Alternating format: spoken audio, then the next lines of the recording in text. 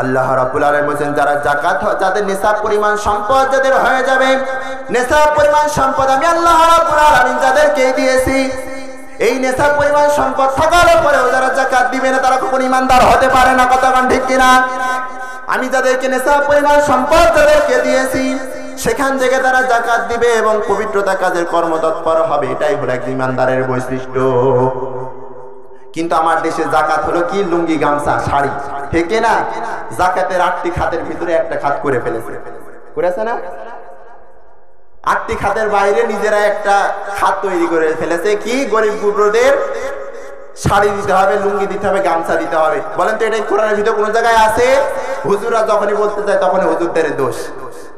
আল্লাহ রাব্বুল আলামিন 8টি খাত দিলেন, সেই 8টি খাতের বাইরে তোমাকে দেওয়ার পারমিশন কে দিয়েছে? তুমি 8টি খাতের বাইরে কেন দিলে? কি আমার দেশে কি এমন দেয় না? কম দামে শাড়িও পাওয়া যায়, যাকাতের শাড়ি নামে পরিচিত, যাকাতের লুঙ্গি নামে শাড়ি আছে, লুঙ্গি নামে পরিচিত সেটাও আছে। কিন্তু এটা ইসলামে দেয়া কোনো যুক্তিযুক্ত নাই, আর এটা দিলে বরঞ্চ সওয়াবের বদলতে কি হবে? গুনাহ হবে। এজন্য আল্লাহ রাব্বুল আলামিন ওয়াসাল্লাযীনা হুম লিযাকাতি ফাঈলুন, যারা যাকাত দিবেন নিসাব পরিমাণ সম্পদ যাদের ভিতরে থাকবে, নিসাব পরিমাণ সম্পদ যাদেরকে দিয়েছি সেই পবিত্রতা, সেই সম্পদের পবিত্রতা করবে। অথচ মানুষ যদি যাকাত দেয়, সম্পদের পবিত্রতা যদি রক্ষা করে, অবশ্যই অবশ্যই সেই সম্পদ কখনো বিফলে যেতে পারে না, সেই সম্পদ কখনো নষ্ট হতে পারে না। কথা কান ঠিক কিনা? আমি একটা কথা প্রায় বলি, ব্যাংকে মনে করেন 10 লক্ষ টাকা আছে, সেটা কি আপনার? দুনিয়ার জীবনে বেঁচে আছেন যতদিন ততদিন হয়তো আপনার টাকা, কিন্তু মারা গেলে এই টাকার কে হবে মালিক? আপনার সন্তান হবে, আপনার মেয়েরা হবে, আপনার ছেলেরা হবে, আপনার ভাইয়েরা হবে, আপনার স্ত্রীরা হবে, ঠিক কিনা? কিন্তু সেই 10 লক্ষ টাকার ভিতর থেকে যদি 1টি টাকাও কিংবা 10টি টাকাও যদি আল্লাহর রাস্তায় যদি ব্যয় করেন, সেই টাকাটা কি আপনার না অন্যজনের? নিজের জন্য। তাহলে মানুষ ব্যাংকে রেখে মনে করে এই টাকাটা সম্পদ আমার, কিন্তু যারা দান সদকা করতে চায় না আমি তাদেরকে বলতে চাই, ভাই আপনার সম্পদকে যদি পবিত্রতা রক্ষা করতে হয় অবশ্যই অবশ্যই আপনাদেরকে যাকাত দিতে হবে, ঠিক কিনা? অনেক সময় আমাদের সম্পদ চুরি হয়ে যায়, কিসের জন্য হয়? নেশাব পরিমাণ সম্পদ নাই বিধায় এই জন্য আমাদের সম্পদ চুরি হয়ে যায়, নষ্ট হয়ে যায়, ঠিক কিনা? এজন্য আল্লাহ রাব্বুল আলামিন বলছেন قد أفلح من تزكى وذكر اسم ربه فصلى। আল্লাহ রাব্বুল আলামিন বলেন কল্যাণ এবং সফলতা লাভ করলো তারা, কল্যাণ এবং সফলতা লাভ করলো তারাই হলো কদ আফলাহা মান তাযাক্কা, তারাই সফলতা অর্জন করলো, পবিত্রতা কাজ করলো, ওয়া যাকারা ইসমা রাব্বিহি ফাসাল্লা, এবং নিজেদের রবের নাম স্মরণ করে নামাজ আদায় করে, এবং নিজেদের নাম আল্লাহর নাম স্মরণ করে যখন তারা যাকাত দেয়, আল্লাহর নাম স্মরণ করে তখন ইবাদত বন্দেগী যখন করে, আল্লাহ রাব্বুল আলামিন সেই সমস্ত বান্দার প্রতি খুশি হয়ে সেই সমস্ত বান্দার পছন্দ করে আল্লাহ রাব্বুল আলামিন আরো দ্বিগুণ দ্বিগুণ গুণে বাড়ায় দেন। কতক্ষণ ঠিক কিনা? আল্লাহ রাব্বুল আলামিন যখন আল্লাহর নবী বিশ্ব নবী জনাবে মুহাম্মদুর রাসূলুল্লাহ সাল্লাল্লাহু আলাইহি ওয়াসাল্লামের প্রতি যখন সূরা আল মুমিনুনের 1 থেকে 11টি আয়াত যখন নাযিল করছিলেন, তখন আল্লাহর নবী বিশ্ব নবী জনাবে মুহাম্মদুর রাসূলুল্লাহ সাল্লাল্লাহু আলাইহি ওয়াসাল্লামের কানের কাছে মৌমাছি গুনগুন আওয়াজের ন্যায় গুনগুন আওয়াজ শোনা যাচ্ছিল। যখন মৌমাছির গুঞ্জনের ন্যায় গুঞ্জন শোনা যাচ্ছিল, একবার আমরা তার কাছে বসেছিলাম, এমন সময় আল্লাহ নবী বিশ্ব নবী জনাবে মুহাম্মদুর রাসূলুল্লাহ সাল্লাল্লাহু আলাইহি ওয়াসাল্লাম কিবলামুখী হয়ে আল্লাহর কাছে ফরিয়াদ করছে, আল্লাহর কাছে বলছে, আল্লাহুম্মা জিদনা ওয়া লা তানকুসনা ওয়া আকরিমনা ওয়া লা তুহিন্না ওয়া আতিনা ওয়া লা তাহরিমনা ওয়া ইসরানা ওয়া লা তুসির আলাইনা ওয়া আরদি আন্না ওয়ারদিনা। কিবলামুখী হয়ে আল্লাহর কাছে বলছে, হে আল্লাহ আপনি আমাদেরকে অধিক কিছু দান করুন, অধিক পরিমাণে আমাদেরকে দান করুন, ওয়ালা তানকুসনা ওয়া আকরিমনা আমাদেরকে সম্মানিত করুন, কখনো লাঞ্ছিত করবেন না, বেশি বেশি সম্মানিত করবেন, অপমানিত করবেন না, লাঞ্ছিত করবেন না। ওয়ালা তাহরিমনা ওয়া ইসরামানা ওয়ালা তুসির আলাইনা ওয়া আরদিনা আন্না ওয়ারদিনা আপনি আমাদেরকে বেশি বেশি প্রাধান্য দান করুন, এবং আপনি আমাদেরকে এমন কিছু দান করবেন, মানুষ আমাদেরকে লাঞ্ছিত করবে না, অপমানিত করবে না, মানুষের মাঝে আমাদেরকে সম্মানিত করবেন। এই কথা কে বলছেন? আল্লাহর নবী। কে বলছেন? আল্লাহর নবী। তাহলে সেই নবীর কি সম্মান কম ছিল? মর্যাদা কম ছিল? মিথ্যাবাদী ছিলেন? তেমন চরিত্র আর কেউ হয় না, ঠিক না? সেই নবী করিম সাল্লাল্লাহু আলাইহি সাল্লামের জীবনে কোনো গুনাহ ছিল না, কোনো জুলুমকারী ছিলেন না, অত্যাচারী ছিলেন না, তারপরেও কি আল্লাহর কাছে দোয়া চাইতেন না? তাহলে কি আমাদের দোয়া মনে আমাদের চাইতে হবে না? আমাদের চাওয়া লাগবে না? আমাদের কি আরো বেশি বেশি চাইতে হবে। একটু নিজের কাছে প্রশ্ন করেন, সারাদিনে কতগুলা মিথ্যা কথা বলি, কত জুলুমের শিকার হই, কত জুলুম করি, অত্যাচার করি, নির্যাতন করি না বলেন? করি। তারপরে কি আমরা কি আল্লাহর কাছে চাই? বলেন চাই না। এজন্য আল্লাহর নবী, বিশ্ব নবী আল্লাহ রাব্বুল আলামিনের কাছে বলছেন, ওগো আল্লাহ রাব্বুল আলামিন, আপনি আমাদেরকে সম্মানিত করুন, আমাদেরকে লাঞ্ছিত করবেন না, অপমানিত করবেন না, আপনি সব সময় আমাদেরকে সম্মানিত করবেন। একবার সাহাবীরা উম্মুল মুমিনিন আম্মা জান আয়েশা রাদিয়াল্লাহু তাআলা আনহার কাছে বলতেন, ওগো আম্মা জান, আল্লাহর নবীর চরিত্র কেমন ছিল? তখন আম্মা জান আয়েশা রাদিয়াল্লাহু তাআলা আনহা তখন সাহাবীদের জবাবে বলছেন, ও আমার সাহাবীরা শোনো, আল্লাহর নবীর চরিত্র কেমন ছিল? কানা খালকু রাসূলুল্লাহি সাল্লাল্লাহু আলাইহি ওয়াসাল্লাম আল কুরআন। আল্লাহর নবীর চরিত্র ছিল গোটা কোরআনে যেমন যা কিছু আছে, এই কোরআনে যা কিছু আছে সব কিছুর বিধান যার ভিতরে আছে, আল্লাহর নবীর চরিত্র এমন ছিল, সুবহানাল্লাহ। তাহলে সেই নেতার পিছনে আমরা দৌড়াই বলেন? অনেকে আমরা দৌড়াই না। আল্লাহর নবীর চরিত্র ছিল কিসের মতন? কোরআনের মতন। কিন্তু আমার নেতা, তোমার নেতা অনেকে কি তেল চোর, বেল চোর, আম চোর, খেজুর চোর, তার পিছনে দৌড়ায়, ঠিক কিনা? কিন্তু আল্লাহর নবীর চরিত্র এমন ছিল, যিনি জীবনে একটি মিথ্যা কথাও বলেন নাই, সত্য কথা ছাড়া মিথ্যা কথা কখনো বলেন নাই, কখনো কোনো মানুষের অন্যায় ভাবে কাউকে হত্যা করেন নাই, কষ্ট দেয় নাই। দিয়েছে? বলেন দেয় নাই। এজন্য আম্মা জান আয়েশা রাদিয়াল্লাহু তাআলা আনহা তখন বলছেন, আল্লাহর নবী, বিশ্ব নবীর চরিত্র এমন ছিল।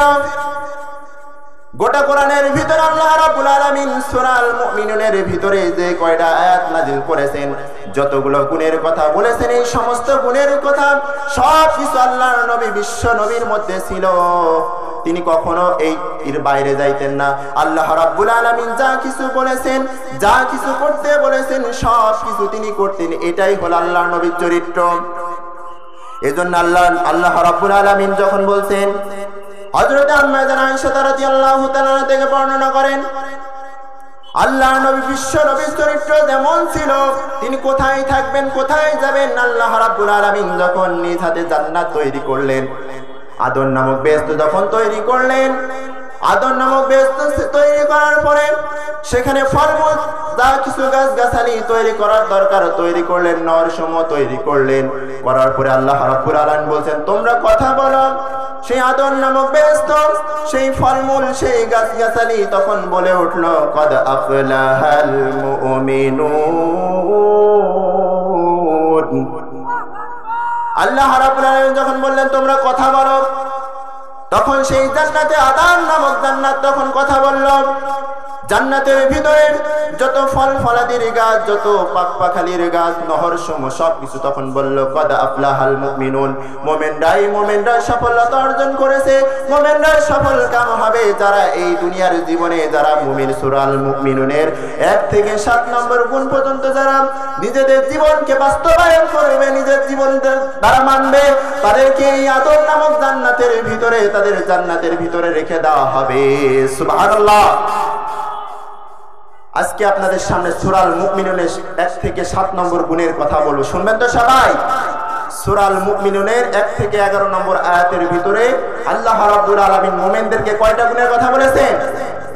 সবাই আওয়াজ দিয়ে বলেন, 7টি গুণের কথা বলেছেন। কয়টি? আরো জোরে বলেন, কয়টি? আমি ভূমিকায় নিয়ে আজ সরাসরি আলোচনায় যাচ্ছি, মূল আলোচনায়। মুমিনদের 7টি গুণের ভিতরে আল্লাহ রাব্বুল আলামিন সব মুমিনদেরকে সফলতা দানের জন্য ওয়াদা করেছেন যাদের মধ্যে 7টি গুণ থাকবে। প্রথম গুণ হলো যাদের ভিতরে ঈমান থাকবে। ঈমান যারা আনবে, ঈমান যদি কোনো ঈমানদার যদি ঈমান না আনে, কোনো মুমিন যদি ঈমান না আনে, যতই নামাজ পড়ুক, যতই রোজা রাখুক, যতই হজ করুক না কেন, যতই যাকাত দিক না কেন, আল্লাহর কাছে কি কবুল হবে? কবুল হবে? সর্বপ্রথম কি আনতে হবে? ঈমান আনতে হবে। শূন্যর পরে শূন্য, শূন্যর পরে শূন্য বসাইলেন, সেই শূন্যর কি কোনো দাম আছে? কিন্তু শূন্যর আগে যদি একটি সংখ্যা, পূর্ণ সংখ্যা যদি বসান, তারপরে যদি শূন্য বসান, সেই শূন্য দাম আছে না নাই? আরো জোরে বলেন, আছে না নাই? তাহলে সেই প্রথমত আমাদেরকে ঈমান আনতে হবে। এই একই হলো ঈমান, ঠিক কি না? আল্লাহর প্রতি বিশ্বাস করতে হবে, আল্লাহর প্রতি ঈমান আনতে হবে, আখিরাতে পরে বিশ্বাস করতে হবে, তাহলে ঈমানদার হওয়া সম্ভব, ঠিক কি না? এজন্য আল্লাহ রাব্বুল আলামিন বলেন, কদ আফলাহাল মুমিনুন আল্লাযীনা হুম ফি সালাতিহিম খাশিউন। আল্লাহ রাব্বুল আলামিন বলেন, প্রথম গুণ হলো তোমরা যখন ঈমান এনেছো, কিন্তু সূরাল মুমিনুনের ভাষায় প্রথম নম্বর গুণ হলো যারা আল্লাযীনা হুম ফি সালাতিহিম খাশিউন, যারা তাদের নিজেদের নামাজের ভিতরে বিনয়ী হয়, নম্র হয়, নামাজের ভিতরে কোনো অশ্লীলতার কাজ চলে না, কোনো কানাকানি ঘুষাঘুষি কোনো যারা করবে না, এদিক ওদিকে যারা তাকাবে না। আল্লাহ রাব্বুল আলামিন বলেন, আল্লাযীনা হুম ফি সালাতিহিম খাশিউন, নামাজের ভিতরে যারাই বিনয়ী হবে, নম্র হবে, এরাই হলো প্রথম গুণের অধিকারী। জোরে বলা যাবে কি সুবহানাল্লাহ? কিন্তু দেখা যায় যে আমাদের নামাজ পড়তে গেলে মুরগির মতো ঠোক মারে, ঠিক কি না? মুরগির ঠোক মারা দেখেছেন না? একটা ঠোক দেয় আর একটা ঠোক দিয়ে ফেলে। তা আমাদের ভিতরে এমন ঈমানদার এমন হয়ে গেছে, ঠিক কি না? তাহলে কি এমন করতে গেলে হবে? আল্লাহ নবী, বিশ্ব নবী এক ব্যক্তিকে নামাজের মধ্যে মুখে দাঁড়িয়ে নিয়ে এভাবে চুলকাইতে দেখলেন। দাঁড়িয়ে এইভাবে আশ্রাইতে আশ্রাইতে যখন আল্লাহ নবী, বিশ্ব নবী যখন দেখলেন, লাউ খাশিয়া কলবাহু খাশিয়াতু জাওয়ারিহি, যদি লোকটির মধ্যে যদি খুশু থাকতো, লোকটির দিলে যদি স্থিরতা থাকতো, খুশু যদি থাকতো, তাহলে সে কখনো নামাজের ভিতরে যাই হয়ে যাক না কেন, কখনো দাঁড়িয়ে চুলকাচুলকি করতো না, গায়ে চুলকাচুলকি করতো না, ঠিক কিনা? কিন্তু আমাদের দেখা যায় যে নামাজে দাঁড়ালে তত চুলকানি শুরু হয়ে যায়, ঠিক কিনা?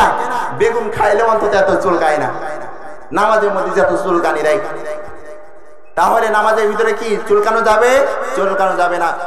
আল্লাহ রাব্বুল আলামিন প্রথম গুণের ভিতরে যখন বললেন, ওরে আমার ঈমানদাররা, প্রথম নম্বর গুণের ভিতরে যখন বললাম তোমরা সালাত আদায় করবে, সালাত আদায় করবে, সালাত আদায় করবে, প্রথম নম্বর গুণের ভিতরে বললাম। বলেন তো দিলে হাত দিয়ে আজকে ফজরের নামাজ কে কে পড়েছেন? আমরা আমাদের সন্তানদের কি কল্যাণ চাই? কারা কারা চাই? একটু হাত তুলে দেখান তো। আমি তো বলি হাতে গোনা কয়েকজন ছাড়া বাকিরা কেউ কল্যাণ চান না। একটু মেলায় এনে মনে করেন আপনার ঘরে গভীর রাত্রে আগুন ধরেছে, গভীর রাত্রে আগুন ধরেছে, রাত তখন 2টা কিংবা 3টা বাজে। সেই সময় আপনি আপনার সন্তানকে কি কখন উঠাবেন না ওখানে ফেলে থবেন আগুনে পুড়ুক? এটা কি কেউ চাবেন? আজকে ফজরের সময় আপনার সন্তানকে কে কে ডেকেছেন? আপনার সন্তানকে কে কে ডেকেছেন? কল্যাণ তো চান যে আপনার সন্তান যাতে না পড়ুক, কিন্তু সেই কাল কিয়ামতের মাঠে আপনার সন্তানকে পড়তে হবে, ঠিক কিনা? কিন্তু সেই সন্তানকে ডাকি না, সেই বৌমাকেও ডাকি না, মেয়েকেও ডাকি না। উজু করবো, জোরে জোরে পানি পড়বে, ঘুম ভেঙে যাবে, এই জন্য মসজিদে যে আমরা উজু করি, ঠিক কিনা? এমন ইমানদার আছে না নাই? আমাদের এদিকে নাই, অন্যদিকে আছে, ঠিক কিনা? কিন্তু আপনি আপনার সন্তানকে রাত 2টার সময় যেমন ভাবে উঠায় তুললেন যে এখানে থাকলে সে আগুনে পুড়ে মারা যাবে, তাহলে কাল কিয়ামতের মাঠে আপনার সন্তান যখন আগুনে পুড়বে আপনি কি তখন ঠেকাইতে পারবেন?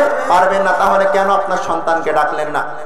এজন্য আল্লাহ রাব্বুল আলামিন বললেন, আল্লাযীনা হুম ফি সালাতিহিম খাশিউন। যখন নামাজের সময় যখন হয়ে যাবে, মুয়াজ্জিন সাহেব যখন আহ্বান করবে, যখন তোমাদেরকে ডাকবে, ইমানদার কখনো চায়ের দোকান আড্ডা দিতে পারে না, কোনো মদের জোয়ার ভিতরে বসতে পারে না, কখনো কোনো খারাপ কাজের সাথে যুক্ত হতে পারে না। একজন ইমানদার যখনই মুয়াজ্জিন সাহেব ডাক দিবে, তখনই ওই ইমানদার দৌড়ায় দৌড়ায় মসজিদে আসবে। কথা কোন ঠিক কিনা? এজন্য আম্মা জান আয়েশা রাদিয়াল্লাহু তাআলা আনহা বলছেন, আল্লাহ নবী বিশ্ব নবীকে এদিক ওদিকে তাকানোর সম্পর্কে জিজ্ঞেস করা হলো, আল্লাহ নবী বিশ্ব নবী নামাজের ভিতরে যদি এদিক ওদিকে তাকাই তাহলে কি হবে? নামাজ কি হবে কি হবে না? এবার মিলিয়ে নেন। আম্মা জান আয়েশা রাদিয়াল্লাহু তাআলা আনহা তখন বলছেন,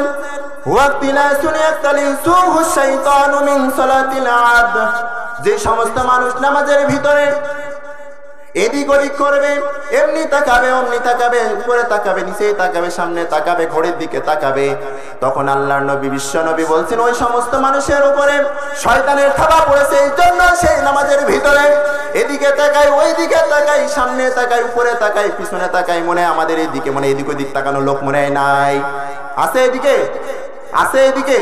আপনাদের কি খারাপ লাগছে? সারা শব্দ দিচ্ছেন না? এই জন্য আল্লাহ বিশ্ব নবী বলছেন নামাজে যখন তোমরা দাঁড়াবে, নামাজের ভিতরে যখন তোমরা থাকবে, কখনো তোমরা চুলকা চুলকি করবে না, দাড়ি ধরে টানাটানি করবে না, টুপি ঠিক করবে না, পাঞ্জাবি ঠিক করবে না। নামাজে যখন দাঁড়াবে চিত্রে দাঁড়াবে, সামনের দিকে তোমাকে যদি কেউ না দেখে, আল্লাহ রাব্বুল আলামিন দেখছেন, কথা কোন ঠিক কিনা? এই জন্য বলছেন যে ব্যক্তি নামাজের ভিতরে এদিকে তাকাবে, ওইদিকে তাকাবে, মনে করবে তার উপরে শয়তানের থাবা পড়েছে, শয়তানের থাবা পড়েছে বিধায় সে ওইদিকে ওইদিকে তাকায়। তাহলে কি নামাজের মধ্যে এমনি এমনি কি তাকানো যাবে? এমনি এমনি কি তাকানো যাবে? যাবে না। তারপর হাদিসে জিবরিল আমিন স্থান সম্পর্কে আল্লাহর নবী বিশ্ব নবীকে জিজ্ঞাসা করেছেন, ওগো জিবরিল আমিন তখন জিজ্ঞাসা করছে, ওগো আল্লাহর নবী বিশ্ব নবী, আনতা আবুদাল্লাহ কান্নাকা তারাহু ফাইন লাম তাকুন তারাহু ফাইন্নাহু ইয়ারাকা। তখন আল্লাহর নবী বিশ্ব নবী তখন বলছেন, তুমি এমন ভাবে আল্লাহর ইবাদত করবে, এমন ভাবে আল্লাহকে স্মরণ করবে, এমন ভাবে তুমি আল্লাহর ইবাদত করবে, তুমি যেন মনে করো স্বয়ং কেউ না দেখলেও স্বয়ং একজন দেখছেন, তিনি কে? আর আওয়াজ দিয়ে বলেন তিনি কে? বলছেন তখন আল্লাহর নবী বিশ্ব নবী যখন বলেছেন, তুমি যখন দেখবা, তুমি যখন না দেখতে পাবে, তখন মনে করবে স্বয়ং কেউ দেখছে না। আল্লাহর নবী বিশ্ব নবী বলছেন তখন কেউ দেখছেন, একজন দেখছেন, তিনি আল্লাহ রাব্বুল আলামিন। আর যদি তোমার পক্ষে এটা সম্ভব না হয়, তবে মনে করে নিবে আল্লাহ রাব্বুল আলামিন সর্বক্ষণ তোমার সাথে আছে, সর্বক্ষণ তোমার দিকে তাকাচ্ছে, ওদের তোমাকে এদিক ওদিক করা যাবে না, এমনি এমনি তাকানো যাবে না, চুলকা চুলকি করা যাবে না, যেদিকে সেজদার দিকে নজর দিবে, কথা কোন ঠিক কিনা? তাহলে প্রথম নম্বর গুণ কি বললাম? কি পড়তে হবে? নামাজ বিনয়ের সাথে পড়তে হবে, ঠিক কিনা? দ্বিতীয় নম্বর গুণ আরো অনেক বিস্তারিত ছিল, সময় অল্প, এই জন্য আপনাদের সামনে 7টি গুণের কথা বলার চেষ্টা করবো ইনশাআল্লাহ। দ্বিতীয় নম্বর গুণ শুনবেন তো ইনশাআল্লাহ? মনোযোগ আছে আমার দিকে? এবার আল্লাহ রাব্বুল আলামিন সূরা আল মুমিনুনের 2 নম্বর গুণের ভিতরে বলছেন, মুমিন যারা হবে তাদের ভিতরে 2 নম্বর গুণটা থাকবে। এই গুণটা সবচাইতে বেশি বেশি কাদের ভিতরে থাকে জানেন? মহিলারা একটু অপ্রয়োজনীয় কথা বেশি বলে, ঠিক না? কিন্তু মা বোনদের বিপক্ষে আমি যাচ্ছি না, পক্ষেই যাচ্ছি। আল্লাহ রাব্বুল আলামিন বলছেন, ওয়াল্লাযীনা হুম আনিল লাগwi মুরিদুন, যারা বেহুদা অপ্রয়োজনীয় কথা কাজ থেকে যারা দূরে থাকবে। যেখানে অপ্রয়োজনীয় কথা হচ্ছে, যেখানে অপ্রয়োজনীয় কথা কাজ কাম যা কিছু হয়, একজন দুনিয়ার ইমানদার কখনো কখনো ওই সমস্ত খারাপ কাজের সাথে জড়িত হতে পারে না, কথা কোন ঠিক কিনা? কিন্তু দেখা যায় যেখানে গ্যাঞ্জাম হয়, 2 ভাইয়ের ভিতরে একটু মারামারি একটু বেশি বাঁধাইতে চায়, ঠিক কিনা? আমরা এমন ইমানদার হয়ে গেছি। কিন্তু ইন্নামাল মুমিনুনা ইখওয়াত, প্রত্যেকটা মুসলমান কি ভাই ভাই। কিন্তু ভাই দিয়ে কিভাবে দ্বন্দ্ব বাঁধানো যায়, আর একজন পাড়ার প্রতিবেশী লেগে থাকে, ঠিক কিনা? বানায় বানায় বলে। এজন্য আল্লাহ রাব্বুল আলামিন বলেছেন, আল্লাযীনা হুম আনিল লাগwi মুরিদুন, যারা বেহুদা অপ্রয়োজনীয় কথা থেকে যারা দূরে থাকবে। যেখানে অশ্লীলতা বেহায়াপনা কথা যেখানে হবে, তারা কখনো সেখানে থাকবে না, সেখান থেকে চলে আসবে। তা না হলে সেখান থেকে কিভাবে মীমাংসা করা যায়, তাদের ভিতরে কিভাবে সমাধান করা যায়, সেই কাজের ভিতরে থাকবে। এজন্য আল্লাহ রাব্বুল আলামিন মুমিনের দ্বিতীয় গুণ হলো তারা বেহুদা অপ্রয়োজনীয় কথা, কল্যাণকর কথা তারা কবে না। এজন্য সূরা ফুরকানের 72 নম্বর আয়াত আল্লাহ রাব্বুল আলামিন বলছেন, ওয়াল্লাযীনা লা ইয়াশহাদুনা আয-যুরা ওয়া ইযা মারু বিল-লাগwi মারু কিরামা। আল্লাহ রাব্বুল আলামিন বলছেন, তারা যদি সেই স্থানে যদি যেই পড়ে, সেই স্থানে যদি পৌঁছায় যদি যায়, সেখানে বেহুদা অর্থহীন বাজে কথা কাজ থেকে তারা সেখান থেকে তারা নিজেদের মান সম্মান রক্ষা করে তারা চলে আসবে। এটাই হলো একজন ইমানদারের বৈশিষ্ট্য, কথা কোন ঠিক কিনা? যদি কোথাও একজন ইমানদার যে পড়ে সেখানে যদি বেহুদা অপ্রয়োজনীয় কথা যদি চলতে থাকে, তাহলে সেখান থেকে তার মান সম্মান বাঁচিয়ে সেখান থেকে নিরাপদে সে বেরিয়ে আসবে, ঠিক কিনা? কিন্তু আমরা আরো জ্ঞানদাম শোনার জন্য বসে থাকি, ঠিক কিনা? এই জন্য বসে থাকে কি যাবে? ইমানদার হলে কি বসে থাকা যাবে? সবাই তো আওয়াজ দিলেন না। বসে থাকা যাবে না, সেখান থেকে মান সম্মান বাঁচিয়ে চলে আসতে হবে। এটাই হচ্ছে একজন ইমানদারের বৈশিষ্ট্য।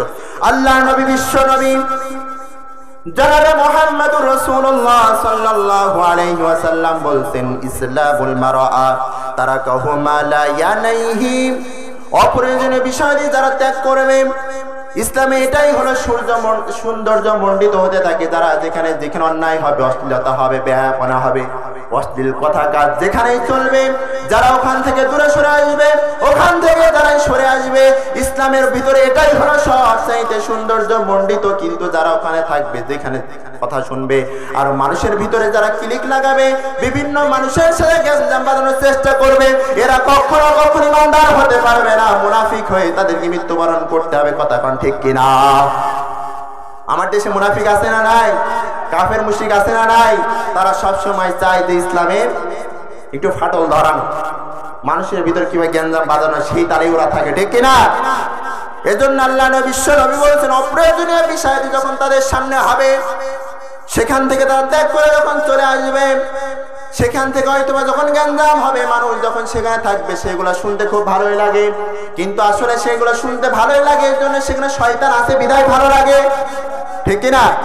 কিন্তু সেখানে শয়তান আছে বিধায় সেই কথাগুলো ভালো লাগে। কিন্তু সেখানে যদি শয়তান না থাকতো তাহলে এটা ভালো লাগতো না। এজন্য আল্লাহ রাব্বুল আলামিন বলছেন, এসব বান্দাদের জন্য জান্নাতে আল্লাহ রাব্বুল আলামিন অসংখ্য নিয়ামতের মধ্যে একটি বড় নিয়ামত হলো লা তাসমাউ ফিহা লাওয়িয়া, যেখানে তারা কোনো প্রকার অর্থহীন বাজে কথাবার্তা শুনতে পারে না। তাদের জন্য সবচেয়ে বড় নিয়ামত হলো যেখানে অর্থহীন কথাবার্তা হয়, যেখানে গালিগালাজ হয়, যেখানে গ্যাঞ্জাম ফাইসা কথা যেখানে হয়, তারা যেখান থেকে তারা চলে আসবে। এটাই হলো তাদের জন্য সবচেয়ে বড় নিয়ামত। তাহলে 2 নম্বর গুণের কথা কি বললাম? বেহুদা অর্থহীন কথা আমাদেরকে বলা যাবে না। 1 নম্বর কি বললাম? বিনয়ের সাথে সালাত আদায় করতে হবে। 2 নম্বর হলো অপ্রয়োজনীয় কথা, অর্থহীন কথা আমাদেরকে বলা যাবে না। যদি কেউ বলে থাকে তাদেরকে সংশোধন করার চেষ্টা করতে পারবো তো ইনশাআল্লাহ। এবার আল্লাহ রাব্বুল আলামিন 3 নম্বর গুণের ভিতরে আল্লাহ রাব্বুল আলামিন বলছেন, والذين هم للزكاة فاعلون। আল্লাহ রাব্বুল আলামিন ইমানদারদের মুমিনদেরকে 3 নম্বর গুণের কথা যখন বলছেন, 3 নম্বর গুণটা কি? সেই 3 নম্বর গুণের ভিতর আল্লাহ রাব্বুল আলামিন বলছেন, ওয়াল্লাযীনা হুম লিযাকাতি ফাইলুন। আল্লাহ রাব্বুল আলামিন বলেন, যারা যাকাত, যাদের নিসাব পরিমাণ সম্পদ যাদের হয়ে যাবে, নিসাব পরিমাণ সম্পদ আমি আল্লাহ রাব্বুল আলামিন যাদেরকে দিয়েছি, এই নিসাব পরিমাণ সম্পদ থাকার পরেও যারা যাকাত দিবে না, তারা কখনো ইমানদার হতে পারে না। কথা কোন ঠিক কিনা? আমি যাদেরকে নিসাব পরিমাণ সম্পদ যাদেরকে দিয়েছি, সেখান থেকে তারা যাকাত দিবে এবং পবিত্রতা কাজের কর্মতৎপর হবে। এটাই হলো একজন ইমানদারের বৈশিষ্ট্য। কিন্তু আমার দেশে যাকাত হলো কি? লুঙ্গি, গামছা, শাড়ি, ঠিক না? যাকাতের 8টি খাতের ভিতরে একটা খাত করে ফেলেছে, করেছে না? 8টি খাতের বাইরে নিজেরা একটা খাত তৈরি করে ফেলেছে। কি? গরিব গুবরদের শাড়ি দিতে হবে, লুঙ্গি দিতে হবে, গামছা দিতে হবে। বলেন তো এটাই কোরআনের ভিতরে কোন জায়গায় আছে? হুজুররা যখনই বলতে চায় তখনই হুজুরদের দোষ। আল্লাহ রাব্বুল আলামিন 8টি খাত দিলেন, সেই 8টি খাতের বাইরে তোমাকে দেওয়ার পারমিশন কে দিয়েছে? তুমি 8টি খাতের বাইরে কেন দিলে? কি আমার দেশে কেমন দেয় না? কম দামে শাড়িও পাওয়া যায়, যাকাতের শাড়ি নামে পরিচিত। যাকাতের লুঙ্গি নামে শাড়ি আছে, লুঙ্গি নামে পরিচিত, সেটাও আছে। কিন্তু এটা ইসলামে দেয়া কোনো যুক্তিযুক্ত নাই। আর এটা দিলে বরঞ্চ সওয়াবের বদলে কি হবে? গুনাহ হবে। এজন্য আল্লাহ রাব্বুল আলামিন ওয়াল্লাযীনা হুম লিযাকাতি ফাইলুন, যারা যাকাত দিবেন, নিসাব পরিমাণ সম্পদ যাদের ভিতরে থাকবে, নিসাব পরিমাণ সম্পদ যাদেরকে দিয়েছি, সেই পবিত্রতা, সেই সম্পদের পবিত্রতা করবে। অথচ মানুষ যদি যাকাত দেয়, সম্পদের পবিত্রতা যদি রক্ষা করে, অবশ্যই অবশ্যই সেই সম্পদ কখনো বিফলে যেতে পারে না, সেই সম্পদ কখনো নষ্ট হতে পারে না। কথা কোন ঠিক কিনা? আমি একটা কথা প্রায় বলি, ব্যাংকে মনে করেন 10 লক্ষ টাকা আছে, সেটা কি আপনার? দুনিয়ার জীবনে বেঁচে আছেন যতদিন ততদিন হয়তো বা আপনার টাকা, কিন্তু মারা গেলে এই টাকার কে হবে মালিক? আপনার সন্তান হবে, আপনার মেয়েরা হবে, আপনার ছেলেরা হবে, আপনার ভাইয়েরা হবে, আপনার স্ত্রীরা হবে, ঠিক কিনা? কিন্তু সেই 10 লক্ষ টাকার ভিতর থেকে যদি 1টি টাকাও কিংবা 10টি টাকাও যদি আল্লাহর রাস্তায় যদি ব্যয় করেন, সেই টাকাটা কি আপনার না অন্যজনের? নিজের জন্য। তাহলে মানুষ ব্যাংকে রেখে মনে করে এই টাকাটা সম্পদ আমার, কিন্তু যারা দান সদকা করতে চায় না, আমি তাদেরকে বলতে চাই, ভাই আপনার সম্পদকে যদি পবিত্রতা রক্ষা করতে হয় অবশ্যই অবশ্যই আপনাদেরকে যাকাত দিতে হবে, ঠিক কিনা? অনেক সময় আমাদের সম্পদ চুরি হয়ে যায়, কিসের জন্য হয়? নেশাব পরিমাণ সম্পদ নাই বিধায় এই জন্য আমাদের সম্পদ চুরি হয়ে যায়, নষ্ট হয়ে যায়, ঠিক কিনা? এজন্য আল্লাহ রাব্বুল আলামিন বলছেন, قد أفلح من تزكى وذكر اسم ربه فصلى। আল্লাহ রাব্বুল আলামিন কল্যাণ এবং সফলতা লাভ করলো তারা, কল্যাণ এবং সফলতা লাভ করলো তারাই হলো কদ আফলাহা মান তাযাক্কা, তারাই সফলতা অর্জন করলো, পবিত্রতা কাজ করলো, ওয়া যাকারা ইসমা রাব্বিহি ফাসাল্লা, এবং নিজেদের রবের নাম স্মরণ করে নামাজ আদায় করে, এবং নিজেদের নাম আল্লাহর নাম স্মরণ করে যখন তারা যাকাত দেয়, আল্লাহর নাম স্মরণ করে যখন ইবাদত বন্দেগী যখন করে, আল্লাহ রাব্বুল আলামিন সেই সমস্ত বান্দার প্রতি খুশি হয়ে সেই সমস্ত বান্দার পছন্দ করে আল্লাহ রাব্বুল আলামিন আরো দ্বিগুণ দ্বিগুণ গুণে বাড়ায় দেন, কতক্ষণ ঠিক কিনা? কিন্তু দেখা যায় যে আমরা সম্পদ কমে যায়, মানুষ মনে করে যাকাত দিলে সম্পদ কমে যায়, এজন্যই মনে হয় বেশি বেশি মানুষ দান করে না, কমে না ভাই, আরো কি বেড়ে যায়, ঠিক না?